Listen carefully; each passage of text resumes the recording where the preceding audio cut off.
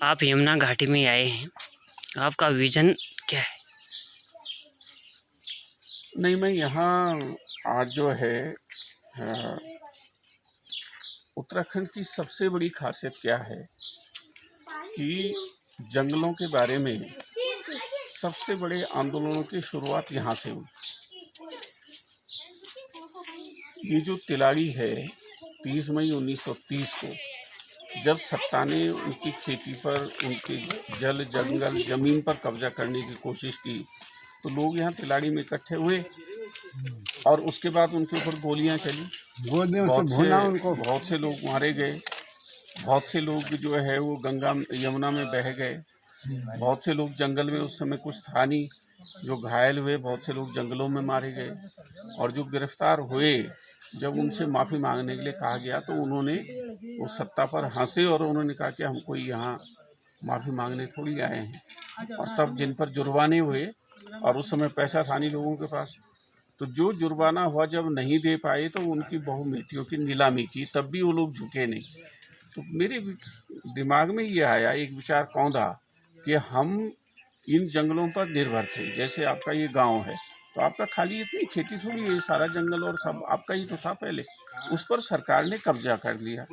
जंगल हमारी ज़िंदगी थे, अब ज़िंदगी आपने हमसे छीन ली, उसके बजाय हमको कुछ दिया नहीं।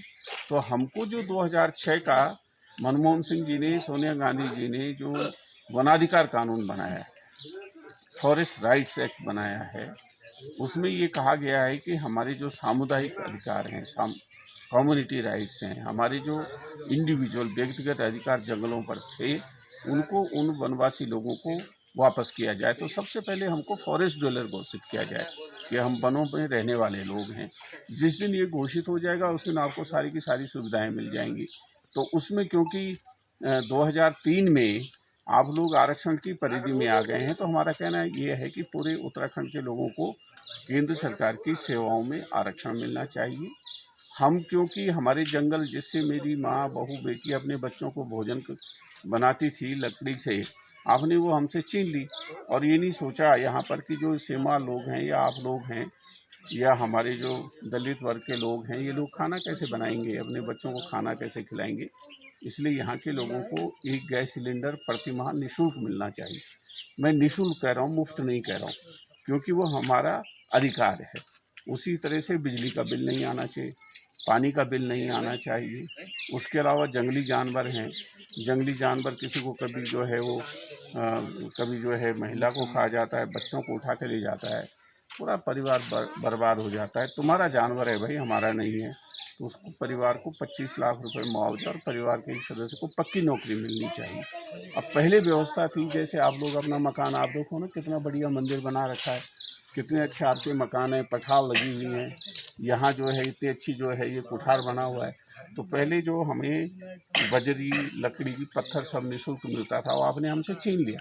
आज आप जंगल में जाकर के कोई एक जो है 10 ग्राम जो है मिट्टी नहीं उठा सकते हो, तो वो हमको वापस मिलना चाहिए। उसका आप तरीका बदलिए, यहाँ कुछ ईंट भिजवा दीजिए, कुछ लोहा भिजवा दीजिए, कुछ और जो है इनके दरवाजे वरजा की व्यवस्था कर दीजिए, तो उसकी व्यवस्था होनी चाहिए। जैसे जंगल में हमारी औषधियाँ हैं, पहले वो हमारी थी, अब उस पर सरकार ने कब्जा कर लिया।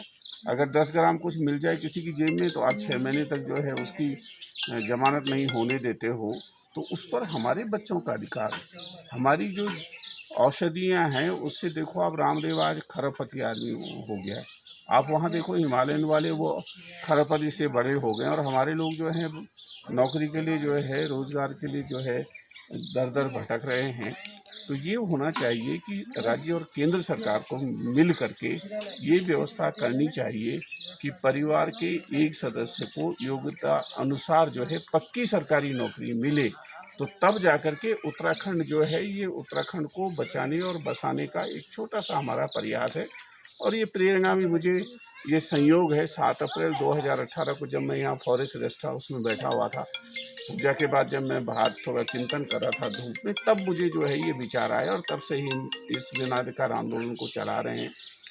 और 2022 में जब चुनाव हो, तो चुनाव इस पर ना हो कि साहब ये जो है इस पट्टी के रहने वाले हैं, फलाना पट्टी का रहने वाला है। इस पर होना चाहिए कि जो लोग ये चीज़ें लेकर के आएँ, एक निःशुल्क गैस सिलेंडर जो है हमारी बहू बेटी के चूल्हे पर लाने का काम करें। इस पर चुनाव हो, बल्कि इस सरकार को उससे पहले ये सारी मांगें मान लेनी चाहिए। आज हर आदमी ये कह रहा है कि किशोर उपाध्याय तुम ठीक बोल रहे हो। अरे भाई मैं ठीक बोल रहा हूँ तो तुम लोग दो ना, दे क्यों नहीं रहे हो? सरकारों को देनी चाहिए ये सब चीज़ें, और ये सरकार की जिम्मेदारी है। यहाँ सबसे बड़ी परेशानी, आप किसी भी क्षेत्र में चले जाइए, यही देखिए, यहाँ सबसे बड़ी जो मांग है वो लोग ये कह रहे हैं कि साहब हमारे यहाँ स्वास्थ्य की कोई व्यवस्था नहीं है, कोई डॉक्टर नहीं है, कोई अस्पताल नहीं है। आप मखनऊ की पट्टी में चले जाइए, वहाँ मैं गया तो वहाँ के लोगों की भी यही मांग है। मैं पिथौरागढ़ में गया वहाँ तो वहाँ के लोगों की भी यही मांग है। वहाँ धारचूला में कि साहब हमारे यहाँ डॉक्टर ही नहीं है। सरकार क्यों होती है? हमको ये सोचना चाहिए, हमको अपना हक लेने की जो है हमें एक जिजीविषा होनी चाहिए। ये सरकार इसलिए होती है कि जो बेरोजगार है उसके हाथों के वो काम दे, जो बीमार है उसका सबसे अच्छा इलाज करवाए, अगर किसी के पास घर नहीं है तो घर की व्यवस्था करे। तो ये जब तक हम ये नहीं समझेंगे, हम ये समझेंगे कि हम मांगेंगे, हम मांगने वाले नहीं हैं। हम आपको बनाते हैं, मुख्यमंत्री आपके एक वोट से बनता है, प्रधानमंत्री आपके एक वोट से बनता है, और ये उनकी जिम्मेदारी है। स्वास्थ्य की, शिक्षा, सबसे अच्छी शिक्षा मिलनी चाहिए यहाँ के बच्चों को। है ही नहीं, शिक्षा की कोई व्यवस्था नहीं है। सबसे अच्छी शिक्षा मिले, सबसे अच्छी स्वास्थ्य सुविधाएं हों, हर हाथ को काम मिले। ये हमारी एक छोटी सी मुहिम है, और भगवान रघुनाथ जी निश्चित रूप से आप लोगों के आशीर्वाद से, सहयोग से, यहाँ पर ये स्वतंत्रता संग्राम सेनानी हैं, इनको तो स्वतंत्रता संग्राम सेनानी घोषित होना चाहिए था। सेवाल जी को इनका जो योगदान है, क्यों नहीं घोषित हुए? हमारे यहाँ भाग सिंह मखलोका जी थे, वो पहले विधायक रहे टिहरी से, अब उनको स्वतंत्रता संग्राम सेनानी ने घोषित किया, फिर बड़ी मुश्किल से मैंने उनको घोषित करवाया। तो जो हमारे हक हकूक़ हैं वो वापस मिलने चाहिए, इसलिए मैं यहाँ पर आया हूँ, रघुनाथ जी के चरणों में प्रार्थना की है, और मुझे पूरा भरोसा है कि रघुनाथ जी हमें इतनी शक्ति देंगे कि हम अपने लोगों के लिए ये सब चीज़ें ला सकें। मैं दोबारा यहाँ पर एक अच्छा प्रोग्राम जो है दीपक जी और आप सबके सहयोग से, जिससे कि लोगों को समझा सकें कि आप मांगने वाले मत बनो, ये कहो कि हम तो देने वाले हैं। आप लोग जो ये माँ यमुना यहाँ बहती है, गंगा और उत्तरकाशी, और हमारा तो सबसे बड़ा जो है सौभाग्य है कि जहाँ माँ गंगा ने जन्म लिया, जहाँ माँ यमुना ने जन्म लिया, वहीं किशोर उपाध्याय का भी जन्म हुआ, वहीं पर जो है ये जितेंद्र नेगी जी का जन्म हुआ, ये हमारे प्रदीप जी का जन्म हुआ। ये कोई छोटी बात थोड़ी है। नहीं तो गंगा जो है वो अमेरिका में भी तो जन्म ले सकती थी, यहाँ क्यों उत्तरकाशी में जो है जन्म लिया? तो हमको उन चीज़ों को समझना पड़ेगा। हम 60 करोड़ लोगों को जो है ये यमुना और गंगा का पानी जो है जीवन देने का काम करता है। गंगा और यमुना हमारी वायु सुरक्षा, ऑक्सीजन की सुरक्षा भी देती है, जंगल सारे देते हैं। अभी सुप्रीम कोर्ट ने एक कमेटी बनाई, उसकी फाइंडिंग्स हैं कि एक पेड़ जो है प्रतिवर्ष 75,000 रुपए का योगदान देता है, पर्यावरणीय सेवाएं देता है। तो आप गिनो ना यहाँ कितने पेड़ हैं, और उसमें से न तो 75,000 यहाँ के लोगों को आप 25,000 दे दो तो यहाँ कोई बेरोजगार रहेगा ही नहीं, बल्कि हम उत्तराखंड की सरकार भी चला लेंगे और उत्तर प्रदेश की और दिल्ली की सरकार भी चला लेंगे। तो पहले हमको अपनी ताकत का एहसास होना चाहिए कि हम उत्तराखंड के लोग हैं, उत्तरकाशी के लोग हैं। हाँ, यहाँ माँ गंगा और यमुना ने जन्म लिया है तो 60 करोड़ लोगों को जीवन देने का काम कर रहे हैं, अन्न सुरक्षा दे रहे हैं। अगर इन दोनों नदियों में पानी ना हो तो पूरा का पूरा दिल्ली से लेकर के सब चौपट हो जाएगा ना, ख़त्म हो जाएगा। कहाँ से आना जो सही बात वो आओगे सेमाल जी। तो हमारी ये जो है एक छोटी सी मुहिम है, और एक छोटी सी कोशिश कर रहे हैं संघर्ष करने की, हम कि यहाँ की जो हमारी माताएं बहनें हैं, हमारा जो नौजवान है, उसके चेहरे पर मुस्कान आ सके और उसका सिर का बोझ कम हो सके, इसलिए मैं यहाँ पर आया। यदि आप सत्ता में आते हैं, क्या ये उत्तराखंड की दम तोड़ती व्यवस्थाएं दुरुस्त होंगी? देखिए, भगवान आप लोगों के आशीर्वाद से और भगवान जगन्नाथ जी की कृपा से किशोर उपाध्याय अगर सत्ता में आएगा तो पहले दिन जो है जितनी बातें मैंने एक अभी दिया है आपको, एक जो हमारा जो है जो हक हकूक़ों का जो दस्तावेज है, बहुत छोटे छोटे हैं वो हैं, उसमें जो मैंने आपको बताए हैं, सबसे पहला काम वो होगा। और ये होगा नहीं तो ये प्रदेश भी बर्बाद हो जाएगा और देश भी बर्बाद हो जाएगा। अगर हम ही नहीं जिंदा रहेंगे तो मैं ऐसी गंगा यमुना और ऐसे जंगलों का मैं क्या करूँगा? तो हमको पहले अगर ज़िंदगी चाहिए तो सबसे पहले भैया हमारे जीवन की सुरक्षा करो। अब आप एक चीज़ बताओ कि अब भी अगर कोई चला जाए यमुना में जो है मछली पकड़ने के लिए और किसी सरकारी अधिकारी को पता चल जाए तो उसको जेल में बंद कर देगा। अरे भैया मेरा पानी है, मेरी मछली है, अब तुम इस तरह से जो है हमारे साथ जाति कर रहे हो। अब यहीं पर इतना बड़ा जंगल है, मेरा जंगल है ना, और अगर मुझे वहाँ एक छोटी सी जो है वो सड़क बनानी है तो पता चला उसको इजाज़त लेने में जो है वो 50 वर्ष लग जाते हैं, तब तक एक पीढ़ी खप जाती है। मेरे जंगल में मैं अपनी सड़क नहीं ले जा सकता, अपने जंगल में मैं पगडंडी नहीं बना सकता, अपने जंगल से मैं वहाँ पानी का स्रोत है तो वो नहीं ले सकता हूँ। तो इस मानसिकता को बदलना पड़ेगा और सरकार की सोच को बदलना पड़ेगा। अभी पूर्व मुख्यमंत्री हरीश रावत जी ने बयान दिया कि किशोर उपाध्याय को जो है मुख्यमंत्री पद का दावेदार घोषित, कितनी सच्चाई? देखिए, जो लोग राजनीति में हैं वो निश्चित रूप से सबकी महत्वाकांक्षाएं होती हैं।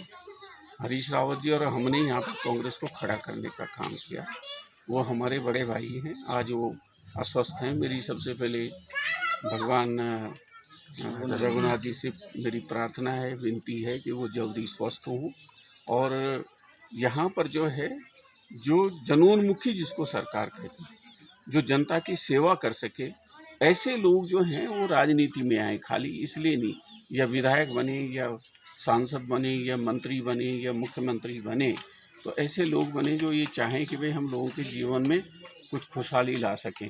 ये नहीं कि हम प्रदेश को लूटने का काम करें। और ये मेरा सौभाग्य रहा, मुझे तीन जी से लेकर के, राजीव जी से लेकर के और अब राहुल जी और प्रियंका जी के साथ काम करने का मौका मिला है। जो पार्टी का आदेश होता है, जो जनता की इच्छा होती है, और वो कहते हैं कि हल्के अनहलक को नकारा खुदा समझो, कि जो जनता की आवाज़ होती है उसको ईश्वर की आवाज़ समझना चाहिए। और हो सकता है हरीश रावत जी की वाणी से जो बात निकली है वो हम सब के लिए शुभ हो और हमारा जो बाकी जीवन है वो यहाँ के लोगों की सेवा में बीते। ये भावना राजनीति में होनी चाहिए। राजनीति में सब जो हैं सबकी अपनी आकांक्षाएं महत्वाकांक्षाएं होती हैं। अब तो जो है जिन्होंने अपना 13वीं श्राद्ध सब कुछ कर दिया, गेरुए वस्त्र पहन लिए, अपना सब कुछ छोड़ दिया, पिताजी का नाम भी बदल दिया, क्योंकि साधु बनने के बाद जो है वो गुरु जी का नाम हो जाता है। अब वो लोग जब जो है वो MLA बनना चाहते हैं, मुख्यमंत्री बनना चाहते हैं, प्रधानमंत्री बनना चाहते हैं, तो हरीश रावत और किशोर उपाध्याय तो भाई राजनीतिक जीव हैं, उनमें अगर कोई अभिलाषा और आकांक्षा है तो उसको बुरा नहीं मानना चाहिए।